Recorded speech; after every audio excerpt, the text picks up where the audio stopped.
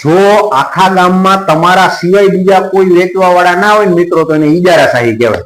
મને યાદ છે વર્ષો પહેલા જયારે અમે ગામડે રહેતા ને ત્યારે નવા નવા સિલિન્ડર ગેસનું કનેક્શન આવ્યું. એટલે સિલિન્ડર અમારે ગામડે, અમારા ગામથી 13 કિલોમીટર જેવું દૂર થાય, ઉપલેટા તાલુકો. એટલે ત્યાં આગળ સિલિન્ડર લેવા જવાનું અને લઈને ઈ કાયદેસરનું ના હોય, ગેરકાયદેસરનું. એટલે ત્યાંથી પાછું લઈને ભાયાદર પહોંચવાનું અને તમારે પૈસા ઘણા બધા ચૂકવવા પડે, વધારે આવા જવાના થઈને પેટ્રોલ બળે તમારું. તો લેવા તો ત્યાં જ જવું પડે. એને ખબર છે કે મારા સિવાય બીજો કોઈ વિકલ્પ નથી એની પાસે.